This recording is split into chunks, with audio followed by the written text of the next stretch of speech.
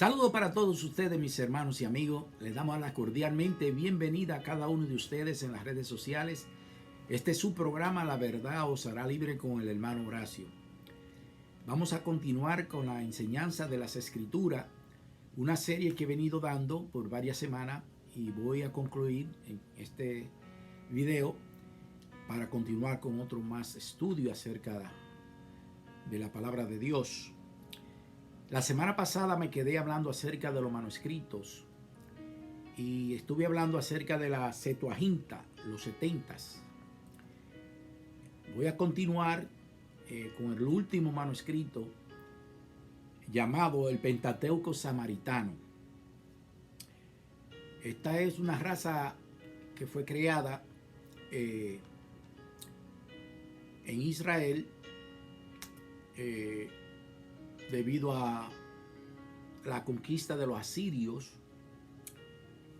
y surgió luego que los asirios conquistaron el reino del norte de Israel en los años 721 a.C. y llevaron la mayoría de las 10 tribus a la cautividad.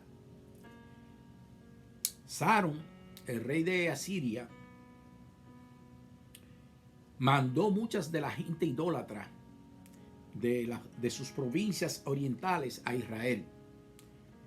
Eso esto lo pueden leer en Segunda de Reyes 17, versículos 5 y 6 y versículo 24. Este grupo se casaron entre ellos, formando así la raza samaritana, una mezcla de judíos y paganos. Vemos que desde mucho tiempo la raza humana se ha venido mezclando unos con otros. En otras palabras, es muy difícil de encontrar una raza pura la cual no se haya mezclado con otra diferente raza en estos tiempos, como le pasó a la raza judía, la cual decía que era una raza pura, que eran ellos solamente judíos. Pero ellos fueron mezclados desde la esclavitud de Egipto, porque podemos darnos cuenta en Éxodo, cuando Moisés sacó al pueblo de Egipto, que también se habló acerca que iban extranjeros con ellos. O sea que ellos estaban ya mezclados con extranjeros, con paganos. Entonces, una cosa que debemos de tomar en cuenta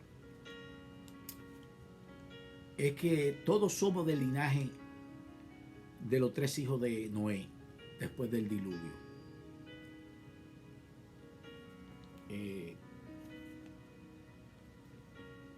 Nosotros somos descendientes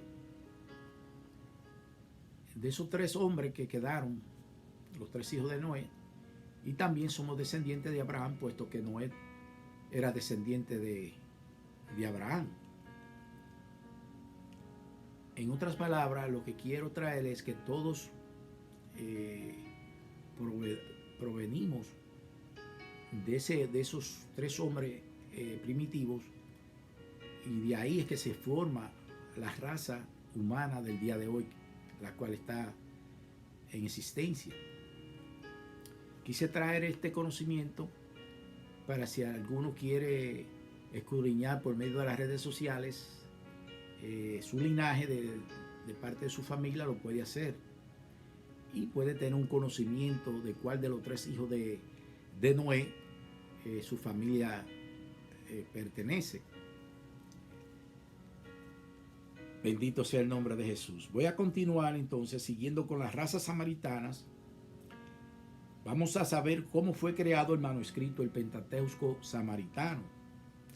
Esa raza mezclada judía con pagano levantaron un culto rival a los judíos, construyendo un templo sobre el monte Gerizim. Los samaritanos solo aceptan el Pentateuco. El Pentateuco samaritano es un Pentateuco hebreo, escrito con letras samaritanas. No es una traducción, sino una forma del mismo texto hebreo. La fecha de sus escrituras es más o menos 430 años antes de Cristo. Lean Segunda de Reyes 17, versículos 26 y 28. Cuenta de un sacerdote entre los judíos tomados cautivos en Asiria, que fue mandado de regreso a Samaria para enseñar a la gente. Se cree que él llevó consigo un Pentateuco hebreo y que de aquí se hizo el Pentateuco samaritano. Se dice que en la obra hay unas 6,000 variaciones de texto hebreo. En otras palabras, está completamente diferente al Pentateuco escrito por Moisés, el original. La mayoría de estas son de menor importancia, excepto donde los samaritanos deliberadamente hicieron alteraciones para adecuarlo a sus creencias. Hay probablemente 100 copias de esta versión en distintas partes de Europa y América. El manuscrito más antiguo conocido, con fecha 1232, está en la Biblioteca Pública en Nueva York. Hay un rollo samaritano también en Nablus, antiguo Sequim, en Israel, que parece ser muy antiguo. A medida que el cristianismo se fue esparciendo más allá de Palestina, la necesidad de traducciones de las escrituras a los idiomas de aquellos que estaban siendo evangelizados llegó a ser evidente. De ahí que tenemos muchas versiones, de las cuales solo unas pocas se consideran. Comparadas a los manuscritos, estas versiones son de valor secundario, pero ayudan en algo a la comprensión del texto original. Ahora voy a continuar con las versiones, traducciones y otra importación y otra interpretación, la cual no la mencioné anteriormente acerca de la Biblia. Voy a empezar con la Septuaginta. Data del 250 al 150 años antes de Cristo. Esta es la Biblia hebrea antigua del Antiguo Testamento, también referida los 70, Antiguo Testamento griego. El Nuevo Testamento fue traducido al latín y siriaco hacia el año 150 de nuestra era. Significado de siriaco es el griego de arameo. Continuó con la Alemania de Lutero. En el año 1517 comenzó con los salmos. En el año 1280 salió a la luz lo que se cree que fue la primera versión al castellano moderno traducida de la Vulgata.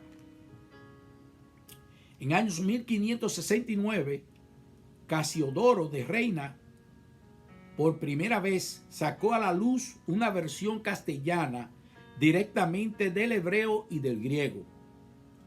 Cipriano de Valera la revisó y la publicó en 1602.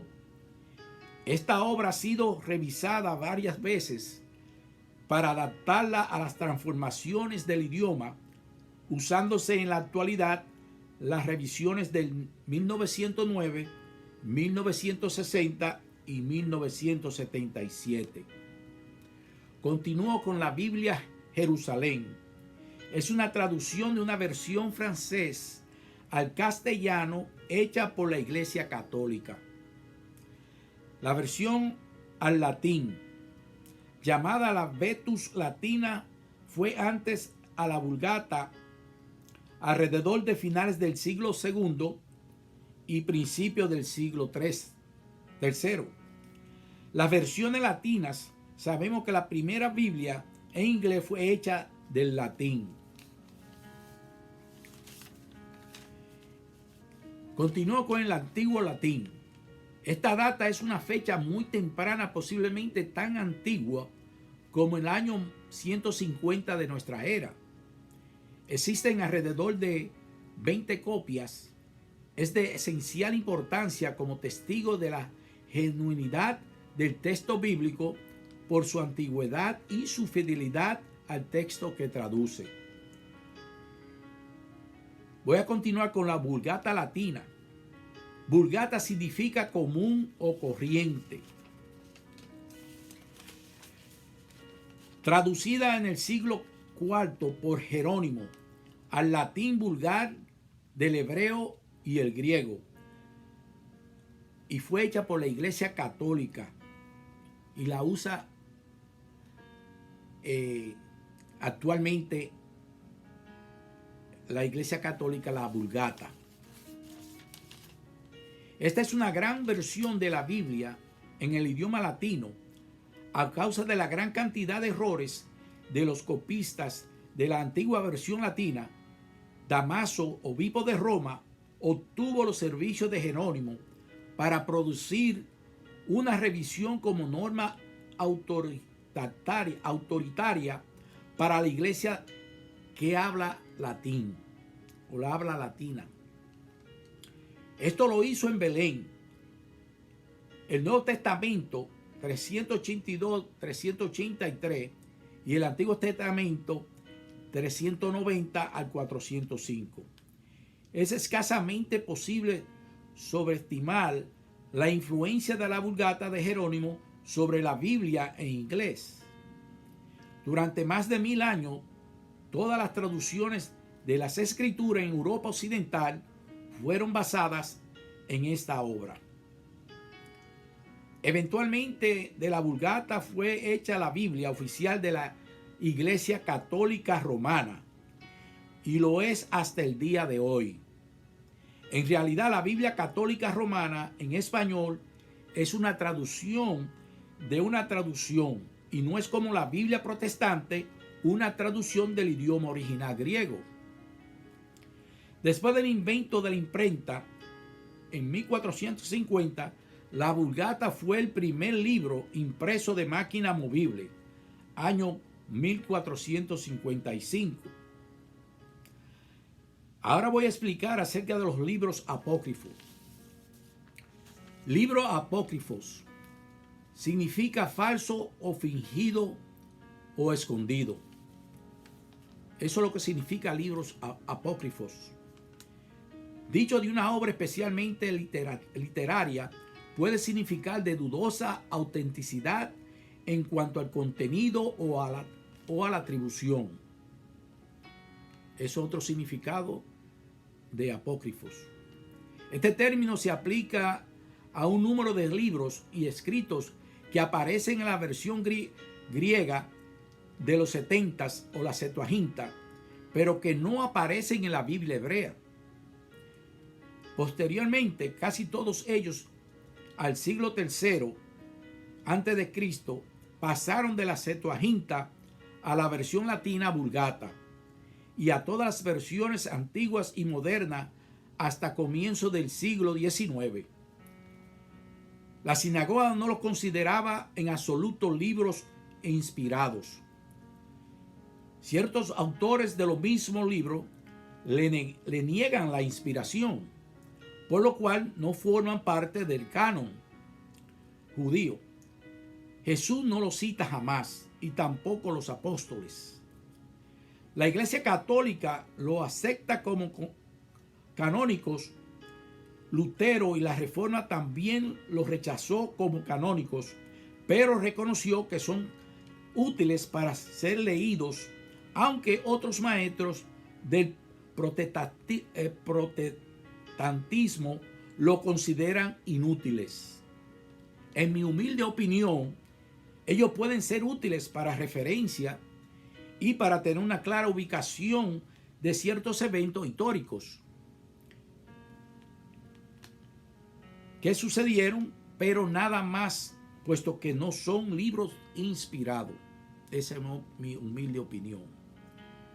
Los apócrifos del Antiguo Testamento pueden ser clasificados de la siguiente manera, siguiendo su carácter literario. Número 1. Están relatos históricos, primera y segunda Macabeos. Número 2. Obras patrióticas, Macabeos, Tobías, Judí. Adiciones a Esther, tercera Esdra, Susana, Bel y Dragón. Estos últimos son adicionales a Daniel. Número 3. Escritos líricos y místicos. Oración de Azarías, adición a Daniel, oración de Manasés, Baruch, epístola de Jeremías. Número 4. Libros morales y religiosos, eclesiásticos o sabiduría. Se encuentra Jesús, hijo de Sirac, sabiduría de Salomón, el libro 4 Esdras, el cuarto Macabeos, forma parte de los pseudoepígrafos. Se trata de un conjunto de escritos judeocristianos que pertenecen al mismo grupo que los apócrifos. Voy a continuar con los apócrifos del Nuevo Testamento. Los escritos apócrifos que como tales no recibieron entrada en el canon del Nuevo Testamento, se pueden clasificar de esta manera. Número 1, evangelio apócrifo de carácter herético. Se pueden mencionar el evangelio de los ebionitas, el de los egipcios, el de Marción, el de Pedro, el de los 12 apóstoles, el de Bernabé y Bartolomé. También se conoce el protoevangelio de Santiago, el pseudo Mateo, la natividad de María, el evangelio de José el carpintero, la dormición de María, el evangelio de Tomás, el de la infancia, el de Pedro y el de Nicodemo, y hay aún más. Se redactaron entre segundo y quinto siglos. Para concluir este estudio, hay una interpretación llamada el Targum. Es una interpretación en arameo de la Biblia hebrea. Esta era un oral no escrita. Se transmitía de memoria y es una traducción oral del hebreo al arameo. Y es una traducción interpretativa. No es literal, sino interpretación parafraseada. Era más bien la manera de cómo se entendía en arameo el texto hebreo en aquella época. Con el tiempo, a partir del siglo V después de Cristo, el Targum se puso por escrito. En los rollos de